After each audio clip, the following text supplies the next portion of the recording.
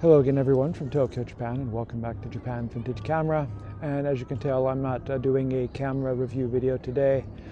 What I'm doing today is something which I talked about in one of my recent videos, where I planned to make a video talking about why and how I came to be living in Japan. And rather than I record this video at home or use I don't know, random Japanese footage, I decided to make this video while riding around on my bicycle. So during the video here, I'll be visiting a few of the areas in my neighborhood in Tokyo, and hopefully you'll see something interesting to look at while I am talking.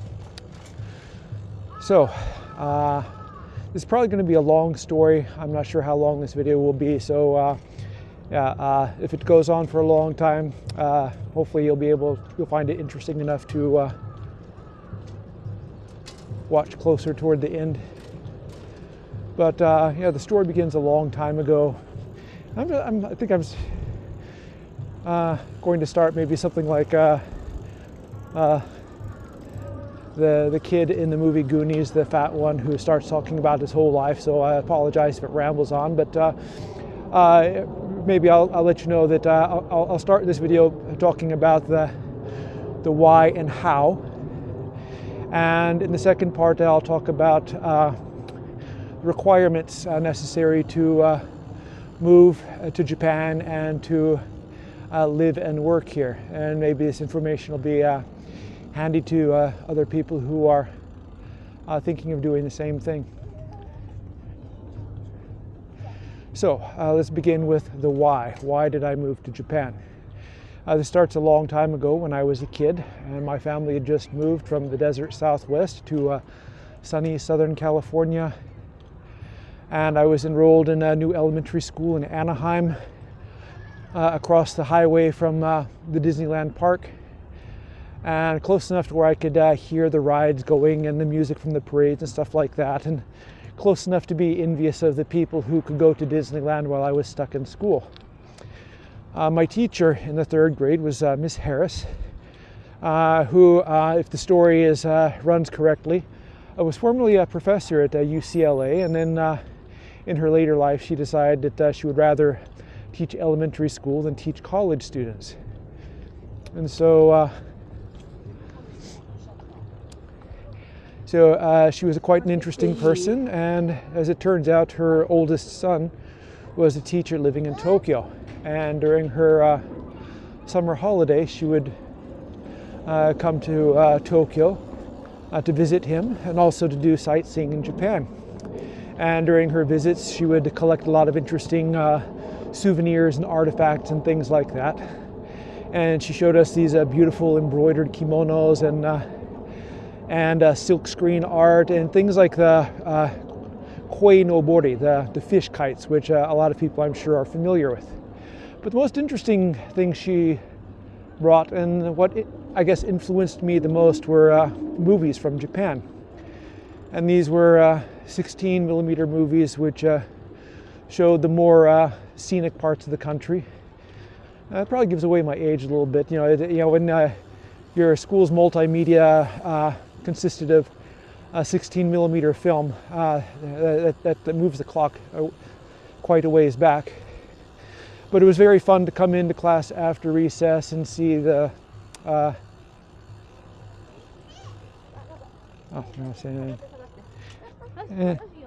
and see the film projector set up and the screen lowered down, and then of course having to close the blinds and turn off the lights and sit back and enjoy the movie instead of studying math or language or history or whatever. And these movies are quite wonderful. They showed things which I'd never seen before. You know, beautiful scenery, the mountains and the rivers and the temples and shrines, and of course the big city sites in Tokyo, in Ginza. And these really stuck with me. And I guess this experience ended up planting a seed in me, which would one day bloom if it were, I guess, watered or cultivated or, you know, stimulated to grow. And eventually that happened, but it took a long time. So I finished grade school in Anaheim. I went on to complete high school. I returned to my home state to go to college, but I didn't like it in my home state, so I transferred to the East Coast and did a little bit of traveling while I was in school. And during that time, I also enlisted in the military and was able to get some more experience to see a few more interesting places. And then after finishing the military, I was planning on settling down, but I wasn't sure where I was going to go yet. And a friend of the family offered me a job. He owned some businesses, and they were always looking for help. So I got a job managing one of his rodeo outfits. He operated a rodeo company, one of his several businesses, which had 2 outfits, which traveled around North America. And what I did is I managed the one outfit, and that meant managing all the animals, the livestock, which are used in the rodeo show, steers and bulls and horses and all of that. And it's a very difficult and tedious job with lots of long hours. The animals require constant and careful care because they're always subject to inspection. The paperwork is ridiculous. Every animal is marked. Every mark matches a piece of paperwork. Every piece of paperwork must be inspected pretty much almost every week. Veterinary inspections have to be done regularly. Papers have to be updated. It was a lot of work.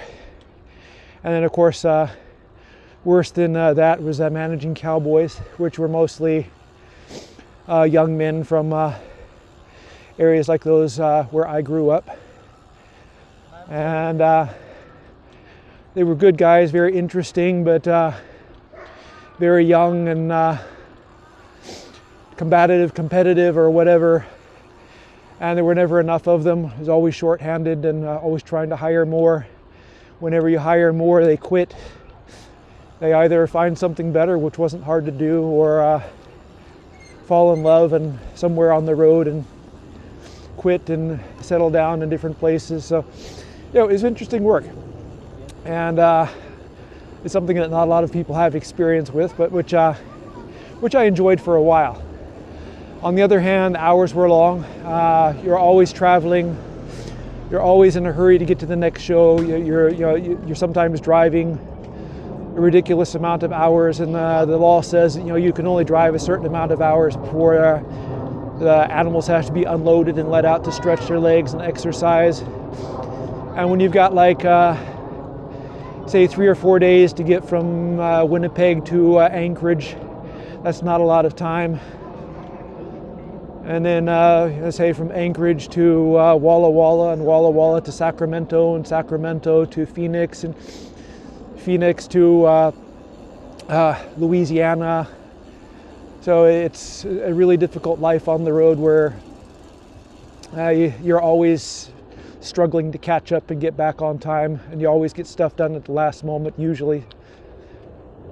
And I did that for a couple of years, and then finally I decided, I need a real job. I can't be doing this anymore. So I applied for a job in city government in South Florida, and I don't know why I chose South Florida. I just ended up there, and got the job, rented a small place, eventually bought a car, eventually got a bigger place, eventually got a better car, and pretty much settled down to life there.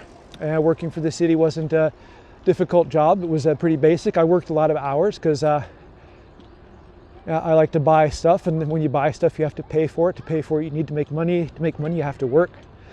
So I worked a lot of overtime, did a lot of details, and on top of that I did other stuff in my free time, what little there was. I used to pick up stuff from the city auctions and resell it on eBay, and that's where I got my first experience selling stuff on the internet. And there's mostly city property or confiscated stuff, and I earned a fairly decent amount of money doing that on top of my wages, and I was busy and making money, and life wasn't bad, but for some reason I just didn't like living in South Florida. I just couldn't lay down any roots there. It never felt like home to me. I didn't like the summer climate, which was hot and humid, and it rained every afternoon, and it wasn't the safest place to live and work, particularly in the areas where I had to work. And so, but I put up with it because I said, well, that's life. You end up where you have to be to have the kind of life you want to have or need to have. So I endured it, and it went on like this for a few years. And then a couple of coworkers of mine did something really interesting. They took a 1-month holiday to China. So they'd been saving up for this for a really long time, and they left for their trip, and when they returned, they brought back lots of stories, lots of photographs, a few videos, and it was really fascinating. And I was thinking that I should try doing something like that myself. I mean, why not? But I didn't want to go to China. Though they brought back a lot of gifts and souvenirs and stories and pictures and videos, they also, both of them, brought back nasty cases of bronchitis. And judging from the photos and videos, the air, which I could see in those, was obviously the problem. And it was bad enough that they missed a few days of work in addition to their month-long holiday, and were coughing for several days after that. So I decided I wanted to go someplace like China, but someplace which wasn't hazardous to my health. And having this seed implanted in me, this fascination with Japan, I decided that's where I want to go. So I began doing research, and I eventually decided to book a trip for a week, to find a hotel and book a flight and get a new passport and all that. And the day came, and I found myself on a flight from Miami to Narita Airport, which is a pretty long trip. It's about 18 hours.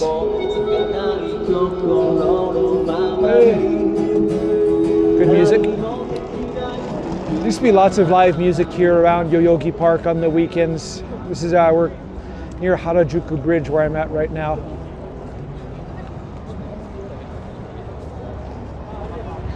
It's busy because it's Sunday. But I booked my flight.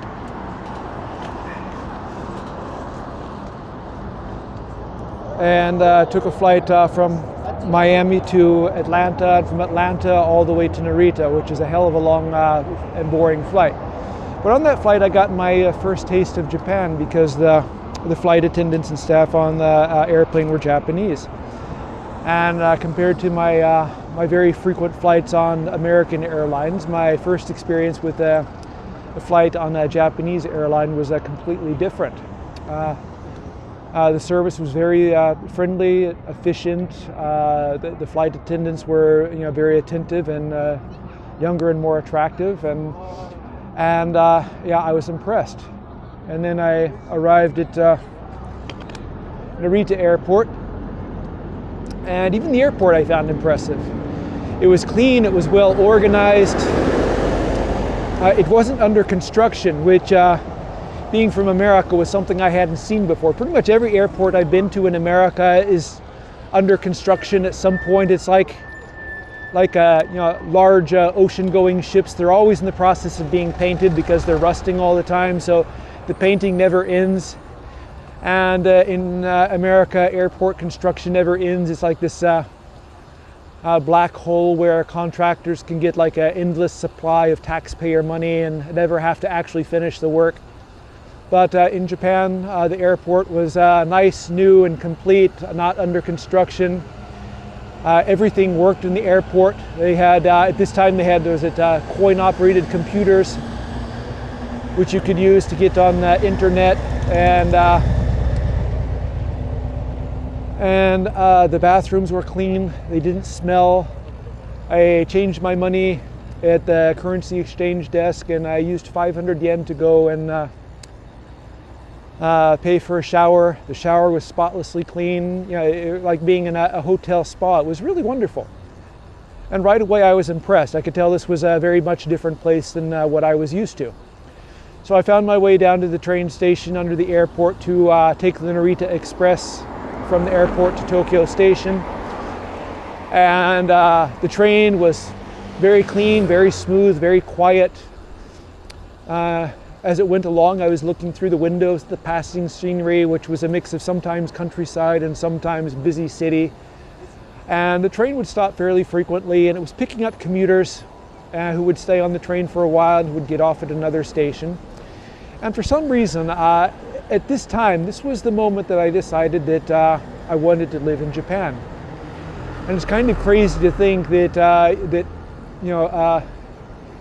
you would be motivated to move to Japan while commuting on a Japanese commuter train. But that's exactly what happened to me. We're going to be heading up to Shibuya in a minute, so if you want to see the busy intersection, it's not far ahead of where I'm at now. So eventually the train arrived in Tokyo Station, which was quite a madhouse, huge place with several train lines stopping there, not to mention the subway and bus lines and everything else. And I had to find my way from the Narita Express platform to the local train platform, and I had to buy tickets. And you know, the first experience of looking at a ticket machine inside of a Japanese train station is pretty intense. I was pretty much overwhelmed by it. And eventually I kind of figured out, well, this is where I am on the map, and this is the train line I'm supposed to be on, and this is the station where the hotel is at. So if I put that amount of money in the machine and buy a ticket, that should be okay. But then I had to figure out that, you know, when you buy a ticket, you have to choose, you know, select if you're an adult or a child and how many tickets you want. But eventually I got it figured out and bought my ticket, and then ended up on the train. And a few stops later, I was at the station where my hotel was at. So I checked into the hotel and went out for a walk in the area, and I was very impressed. I was staying in Kinshicho, which is not one of the most glamorous parts of Tokyo, but it was very interesting. The architecture was different, the smell of the air was different. Everyone had a purpose. There weren't any idle people, there weren't any homeless people, there weren't any people goofing around. Everyone was on their way to or from work, or on their way to or from dinner, on their way to or from school, on their way to or from shopping. Everyone was doing something. And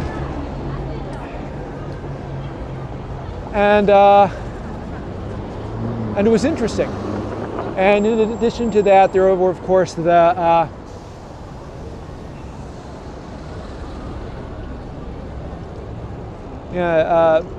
were street performers who were performing on the sidewalk in front of this station. Yeah, you can tell it's kind of busy here today. I don't know if I can push my way through here or not, but we'll try. Up ahead to the left is Shibuya Station, and where straight in front of me is Hachiko. Around me are zillions of tourists and a few Japanese.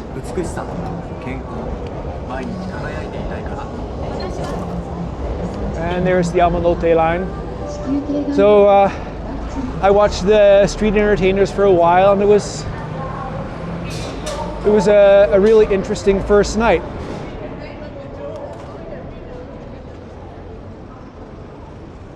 Maybe it's not a good idea to come to the busiest area in Tokyo to do this video, but on the other hand, at least you're getting to see what it's like here on the weekends. Oh no, get across here before they start walking. Run the red light, taxi, run the red light. Good job. And so, yeah, the first night was wonderful.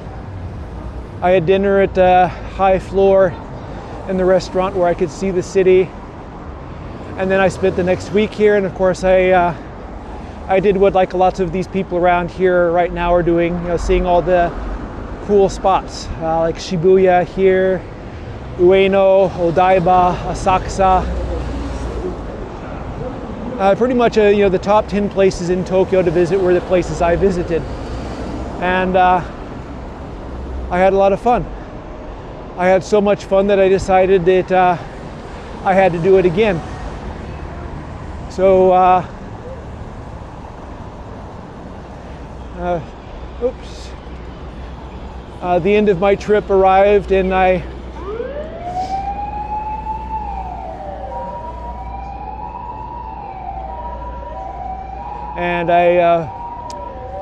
headed back to Narita Airport, and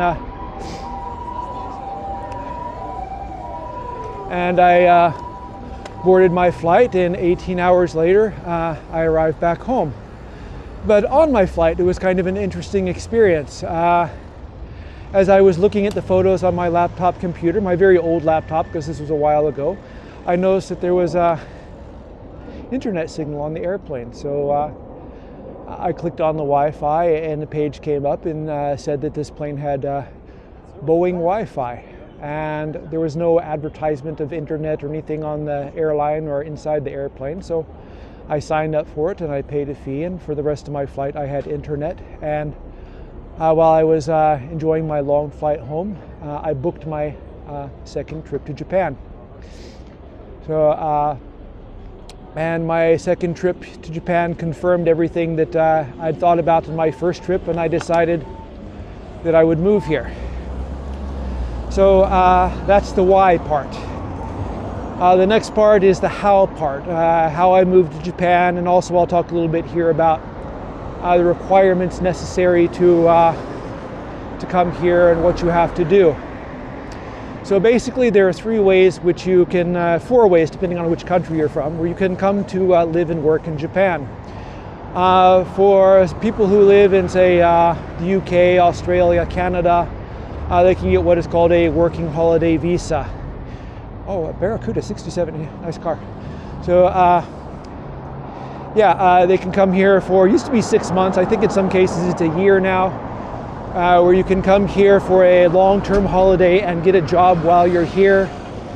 It's a very good way to be able to come to Japan if you're one of those people who live in these countries. If you come from America, unfortunately that's not an option. So there are three other ways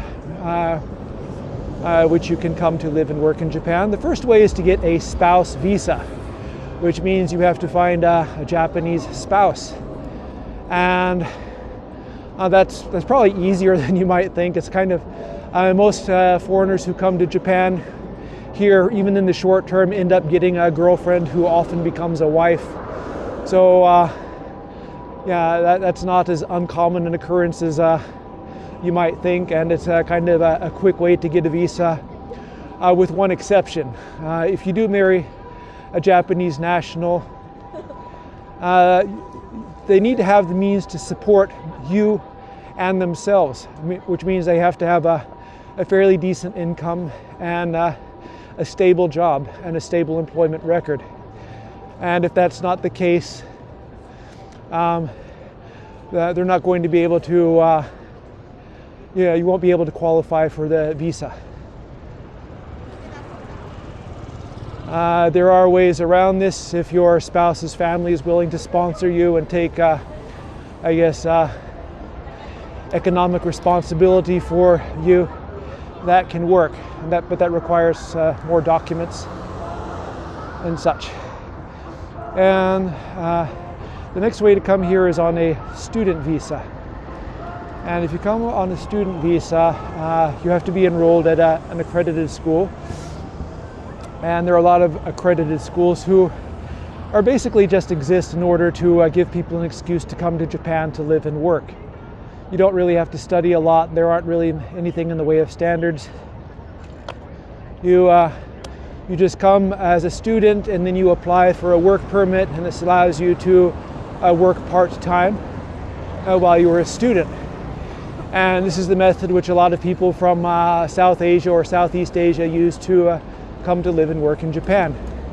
And you'll see a lot of these people working in convenience stores and fast food restaurants, or even in construction nowadays. And but it's definitely a short-term kind of thing, unless you're lucky enough to find a Japanese spouse and change your visa status, or to graduate or finish school and find a better job, one which allows you to work full-time and get a better visa. And the last option is the one I took, and that was simply to find a job with a reputable Japanese company and have them sponsor and guarantee me and pay me. And the good thing about this is that you're going to get decent pay, because with the exception of teaching, it's generally full-time work. You get, of course, benefits if you stay long enough. Most companies will supply housing, or at least give you a housing allowance, and they'll cover your transportation costs and things like that. It's the best way. The easiest job to get, of course, is a language teacher. There's still demand for English teachers here in Japan. You can work at places what they call eikaiwas, which is English conversation schools, or public schools will hire English speakers who are assistant language teachers. But basically these jobs require a 4-year college degree, and they give you a 1-year contract, and it's a good way to experience a different country if you've just gotten out of college, or if you're still fairly young and looking for new experience. On the other hand, there isn't a lot of future potential in these kind of jobs. They very seldom hire people to work full-time, and if you're you have to be a full-time worker here to have like an established status while you're in Japan. Part-time workers don't get that.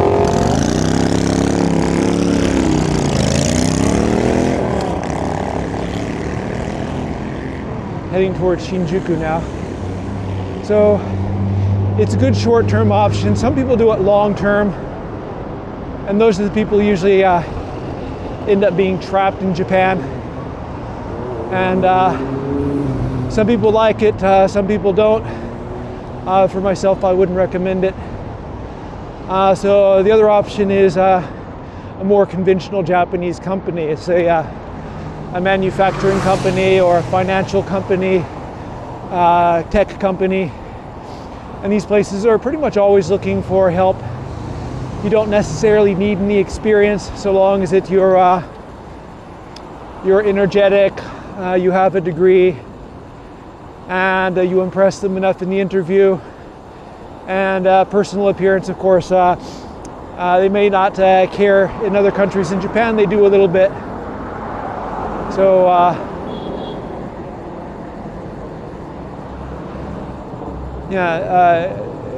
it's not that hard, and there are employers who can be found, who will sponsor you and offer you a decent job, and you can earn a decent living. And these places are often something which you can make a long-term career with. Now, I chose the final option when I was looking to come to Japan, and so after I returned from my second trip, I decided to start looking. And just to rehash the requirements, the basic thing you need is a college degree, and you'll have to, of course, supply your diploma. You need a passport with 3 or more years remaining on it. You need to have a clean background without an arrest record. And experience is not at all important. And in many jobs, Japanese skill is not at all important, even though you would think it would be. Some places require what they call business level Japanese, which is actually a fairly high level, but lots of jobs don't require anything. A lot of industry is now international enough that English is the basic language. So, with those things out of the way, I began looking at companies who were hiring foreign workers in Japan, and I found a few promising ones. And so I applied to a couple, sending my resume by email, and I received a response from a fairly well-known company which was based in Chiba, and they asked me to attend a telephone interview. So I talked to them on the phone at the specified time, and the interview went quite well. And after the interview, at the end of it, they asked me to submit copies of things, copies of my diploma, my passport, and also my handwritten resume, and school transcripts and things like that, as well as a photograph of myself. And about a week later, they contacted me again and asked me to attend an in-person interview in New York the following month. And so I made the arrangements to attend the interview, flew up to New York, spent a few days. The interview went well, or so I thought it did. And about a week later, after the interview, they called me and offered me the job. So it sounds like a fairly simple and straightforward process, and in my case, I was lucky it was. And I guess that's just the way, you know, I maybe it's just like meant to be. So so I found myself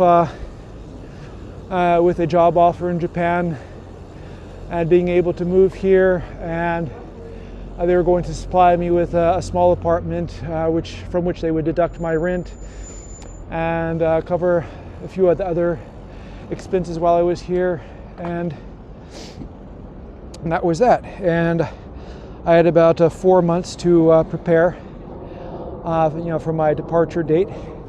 And of course, that was a busy 4 months, which I spent moving out of my home and selling my new car and buying an inexpensive used one, and getting rid of all the stuff I had, settling all of my bills, and in the end coming out ahead, which was a lucky thing after paying off all the credit card debt and stuff like that. And 2 weeks before I was supposed to depart, I drove to the West Coast to visit my family, and yeah, to catch up, and also to say goodbye till my next holiday would allow me to stay on the crosswalks, please. And eventually the time came to leave, and so I left early in the morning. I got a ride to the airport, caught my flight, caught a connecting flight in Vancouver, and from Vancouver I flew once again to Haneda, sitting at the front of a 747 and with a one-way ticket. And I arrived at Narita Airport for the third time, and I was met by a representative from the company, and the first thing he did was invite me to have a couple of beers and relax after my flight. After we had beers, we went down to the train station and took 3 different trains to get to my new apartment building, or I should say my old apartment building. It wasn't new. And I got off the train in a small but scenic town in Chiba. It was located kind of at the base of some foothills and not far from the sea. From the top of the hills I could look at the ocean, and the hills were wonderful for hiking and beautiful scenery, and of course the sea was very nice. If I'd have been a surfer, it would have been a paradise for me. I got off the train at the station at this town for the first time, and we walked across the town square, and my apartment building was nearby, facing a shopping center to the front and the elementary school to the rear. And went up inside and looked at my new place, which was a whopping 20 square meters, about as big as my living room in my American apartment. But as I arrived in Japan with only 2 suitcases, it was plenty big enough for me. It was just what is called a 1K apartment, like one room with a kitchen. And if you can call a small hand sink and a single electric burner and a refrigerator big enough for a 6-pack of beer a kitchen, that's what it was.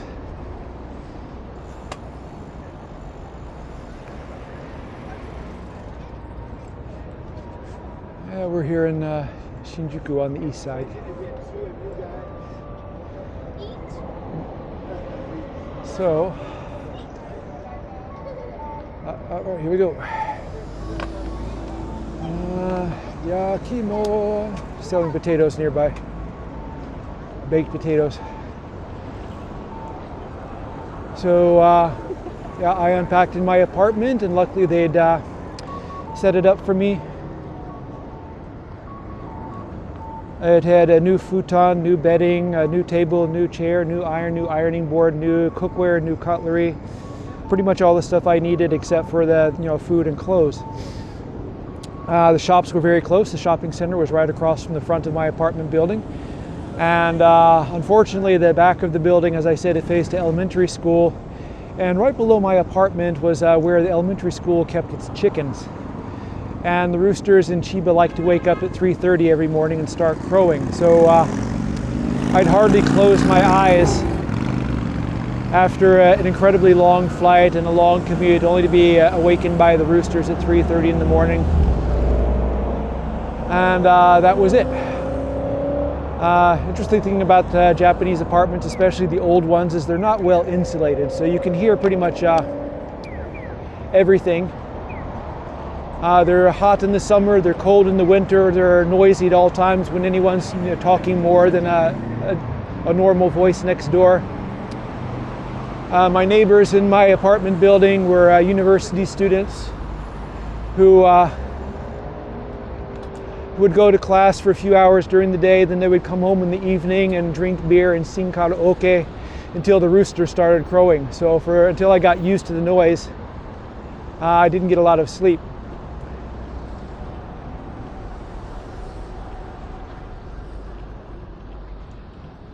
Taking a quieter road now instead of the busy road. And then it was time to start work at my company. Now, this part of the video I'll talk a little bit about what it's like to work for a Japanese company, and things like a lot of people in the West like to call work-life balance and stuff like that. The first thing is my company was located in a place called Kaihi Makuhari, which is a big business, retail, commercial, and residential center next to Tokyo Bay, not very far from the Tokyo Disney resorts. I was home of the Techno Garden, which was the building where I worked, the home of Kawasaki Heavy Industries and a few other companies which I won't mention. And of course, across the way was what was called the Business Garden, which was the home of NTT Docomo, the Canon Company, and Aeon, the big grocery store chain here in Japan. It was a great place. There were lots of shops, there was a shopping mall, lots of good places to eat, and the people in Chiba were very friendly. I found the people at the company to be very, very open, very warm, very friendly, and very interested in me. They treated me very well. They helped me and I needed a lot of help, of course, when I started because I had no idea what I was doing.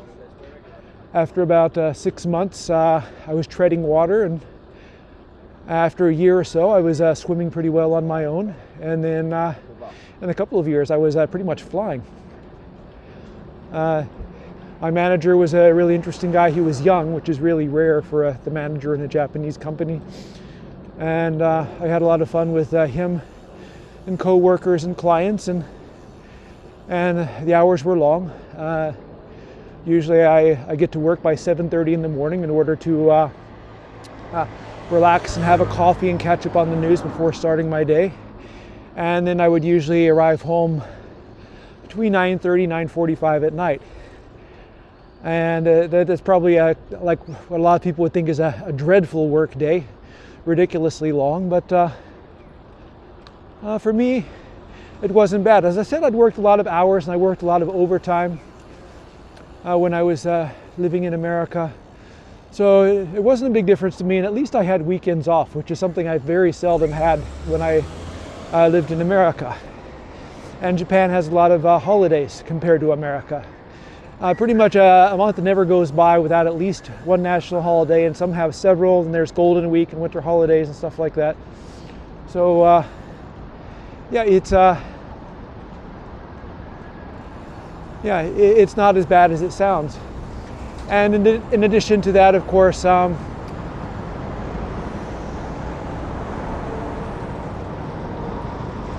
work itself is not particularly hard. I found that it was that in a 12-hour day you do about 7 hours of actual work, and many evenings you go out for drinks and meals with coworkers and clients, which the company pays for, and that's not so bad. And I enjoyed it, and I was having a really wonderful time, and looking forward to hopefully doing good things. And the way it usually happens when everything seems to be going really well and you're looking forward to things continuing like that for the future, it doesn't happen. And in this case, it happened to me. So this was back in the days, I guess, beginning of the financial crisis, which is known as the Lehman shock here in Japan. And during this time, there was a lot of hardship here in Japan. A lot of companies closed. Our company had been doing quite well, or so I had thought. Understanding that the situation was difficult and it was going to be tough, the company buckled down and enacted some new strategies. And as far as I could tell, they were working. We were getting more clients, we were making more money, and things seemed to be getting more better. And one morning I was getting ready for work, and the phone rang, and a coworker of mine called and asked me what time I was going to be at the meeting in Nihonbashi in Tokyo. And I almost never went to Tokyo, so I said, I'm not going to a meeting in Nihonbashi because I have to work in the office today. And he said, well, didn't you hear the news? The company went bankrupt last night. And so, yeah, that was quite an earful to me. I turned on the news, and sure enough, there it was on all the channels. And it's quite a startling thing to find your life change, find yourself unemployed, far away from home in a different country, in a one-year visa 2 days before payday. So I took a couple trains to get to Tokyo, and I found my way to Nihonbashi and attended the meeting there. And the higher-ups in the company were explaining what had happened, and there were representatives from the government with documents which we could fill out to collect unemployment insurance. And yeah, that was something which I didn't expect I would ever have to do while living in Japan, collecting unemployment insurance, but that's what happened. And so I filled out the forms and went back home, and was kind of wondering what I was going to do when someone knocked on the door, and it was the owner of my apartment building. And from him I found out that my company hadn't paid the rent in like 6 months, and so he'd been nice enough not to bother me about it because I wasn't the one who actually paid the rent, but now that it was bankrupt, he was asking me if I knew anything and if he might get paid. And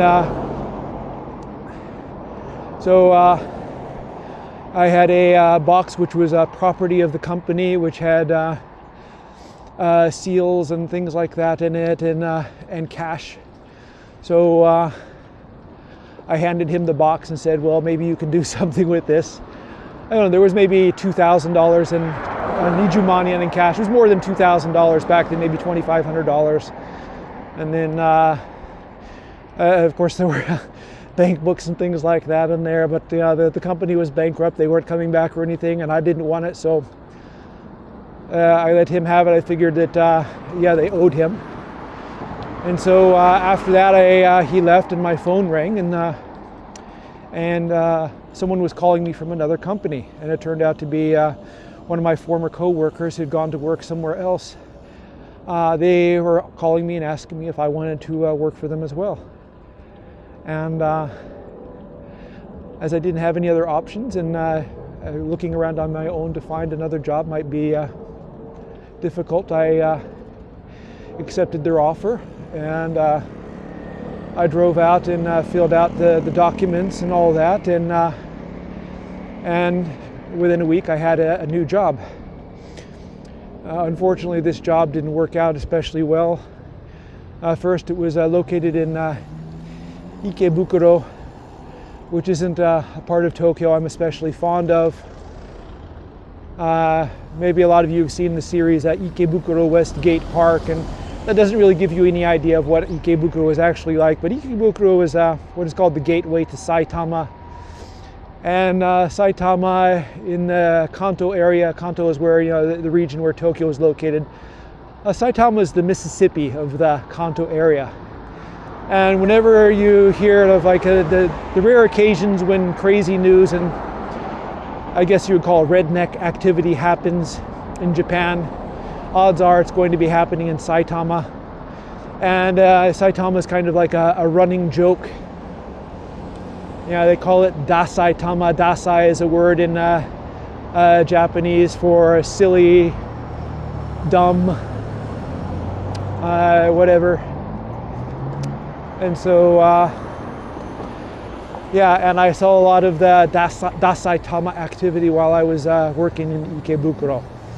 On top of that, I had to move out of my a nice 20 square meter Chiba apartment between the hills and the sea to West Nakano, which is kind of a massive suburban area. Just an endless mass of two-story houses and narrow streets. And my new apartment was only 13 square meters. So it's hard to imagine being downgraded from a 20 square meter apartment, but I found out that was possible. On the positive side, I found that in my new apartment, I could sit on the toilet, take a shower, and shave in the sink doing all at the same time. And that's what the shower was. It was a toilet with a shower head and a sink on the top of it. And I wasn't especially happy. As luck would have it,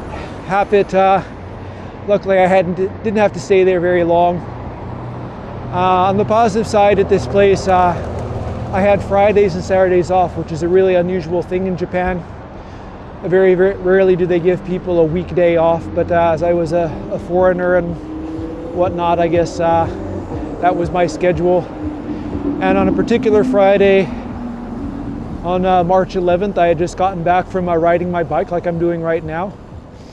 And my apartment started shaking, and it started shaking a lot, and stuff started falling down and creating a huge mess. And of course, this was the big, what they call the Tohoku earthquake. And after picking up my TV and putting it back on the stand, I watched the disaster unfold live on television. The actual center of the earthquake was really far away from where I was living, but it wasn't so far away that I couldn't seriously feel the shaking.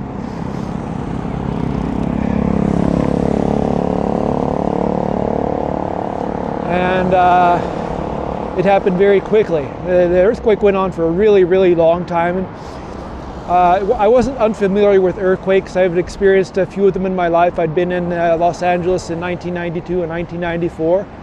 I'd even been in Oakland back in 1989. So this is actually the fourth major earthquake I'd been in, and of course I'd been in a few smaller ones while I had been in Japan. And but what was astonishing was the tsunamis, and watching on TV as they came in like only 15 minutes after the earthquake, and how ridiculous they were. They were huge.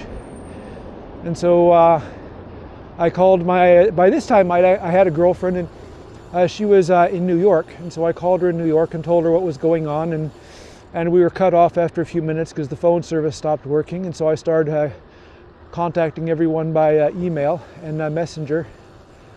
And soon, I let people know I was alive. I wasn't crushed. I wasn't drowned in the tsunami. I wasn't irradiated by nuclear waste. I was okay. A friend of mine contacted me by email from London. He was a Oxford man who was working for the BBC, and he asked me to relay to him what I watched on Japanese television. And so for the rest of the day and night I did that. And then the next day I hopped on my bike and I rode out to Shin Urayasu, where the Disney resorts are.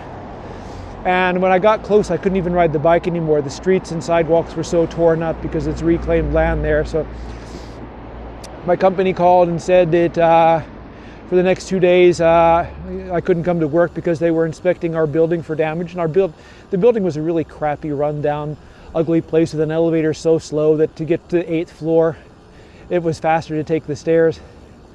So when we eventually came back to work, I noticed that all the foreign staff were terrified. I mean, I'd never seen people that scared before. It's like, they were on the deck of the Titanic and it's only an hour until it sinks under the sea.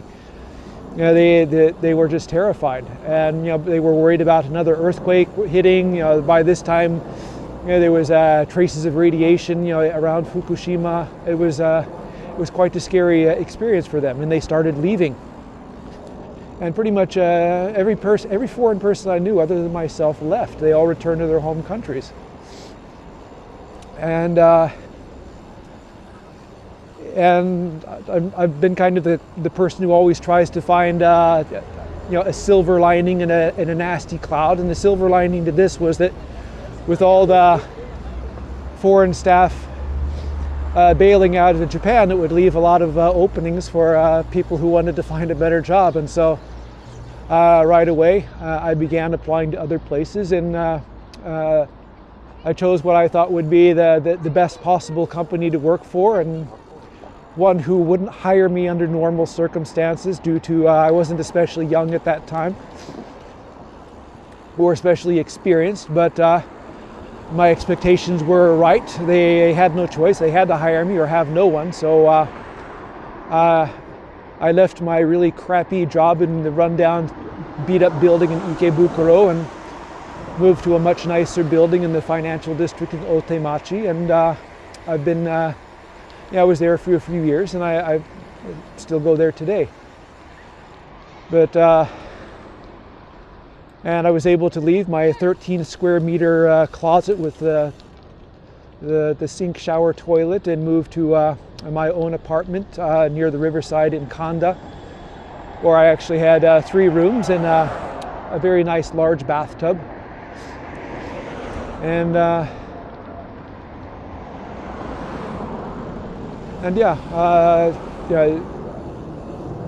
guess I made the best of a bad situation.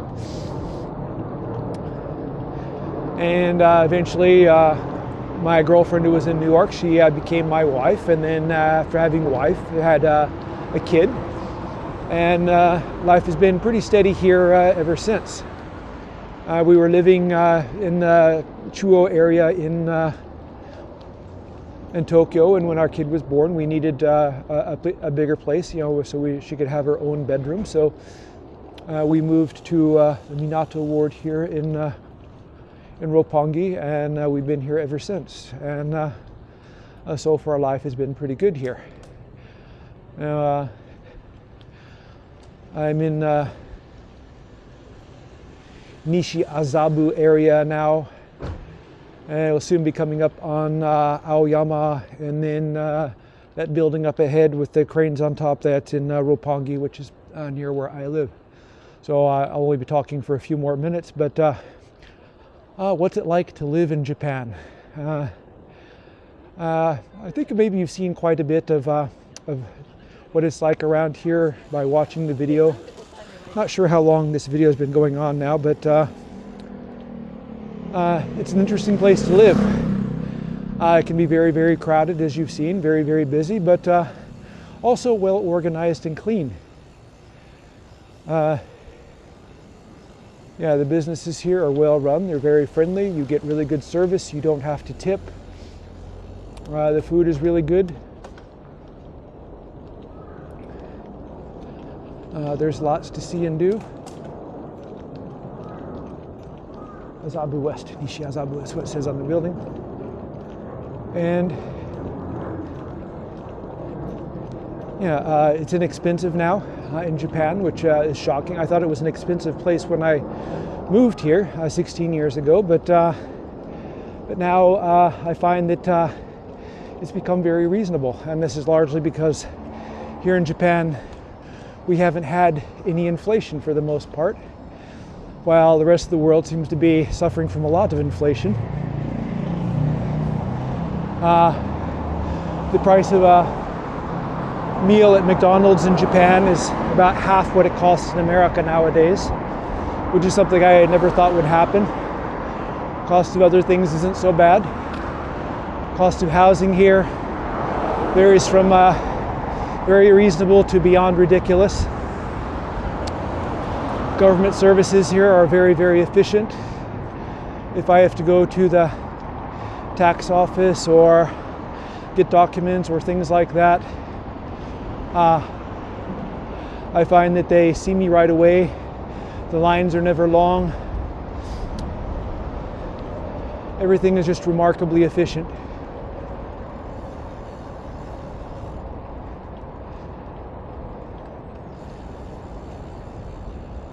All right. I don't know if I can cross with these guys. I'll try.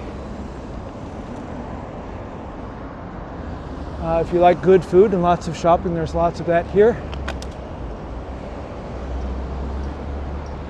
Coming up in Roppongi Hills now.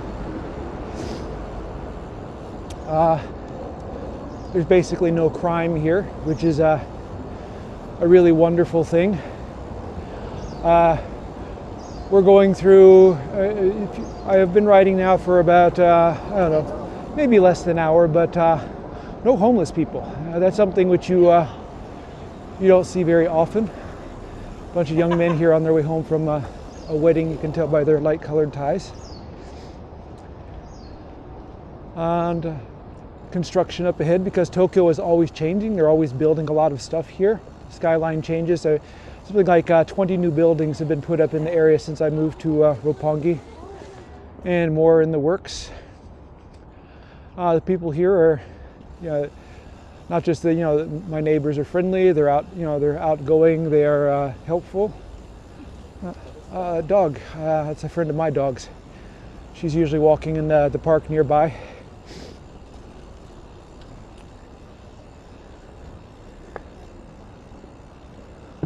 And yeah, Tokyo is a great place. As you can see, there's lots of stuff to look at here.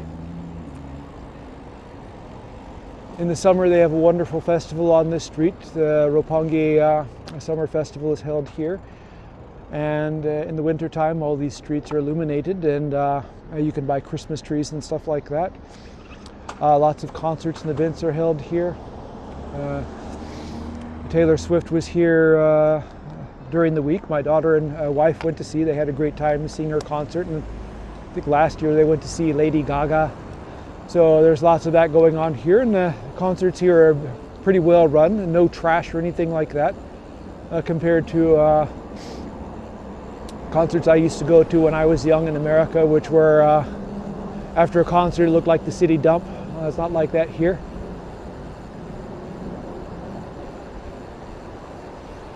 This area is maybe a little bit on the posh side, but it's a nice place, and there are good schools around here for your kids. And even if you live in the outer parts of the country, schools there are still quite good. It's a great place.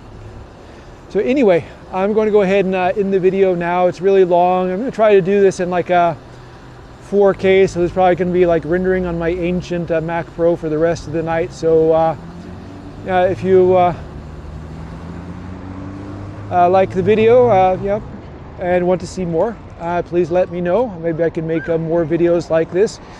If you don't like the video, if you thought it was really run out and boring, you need to like the scenery, well, apologize for that. Yeah, I'll have another camera video coming up soon. In a few days, as I mentioned in my last video, I'm going to be going to New York for a few days. So maybe I'll make a video while I'm up in New York. I don't think I'll make a video like this on a bike. I don't know if I would feel safe riding a bicycle around New York like I do here in Tokyo. Crowded as it is here in Tokyo, and yeah, it's quite a safe place to ride a bicycle. But who knows, maybe I'll give it a try there and see what it's like. And yeah, after I get back from New York, if you want to see something else, let me know and I'll see if I can go out and make it. And if anyone has any particular place they would like to see in a video, let me know and I'll see if I can go ahead and make one. And I do have a cycling channel for people who like cycling content. I haven't used it a whole lot yet, but I plan to put more videos on it as I have time to do them. And it's called Two Wheels in Tokyo. Little shrine right here. And Mamo Turkish Restaurant and Bar. This is the armpit of Roppongi here. But yeah, I'll go ahead and try to put more content up as I have the time to do it. But anyway, coming up on Roppongi Crossing here, and I'll be home in a couple more minutes. So thank you very much for watching, and I hope you tune in again soon.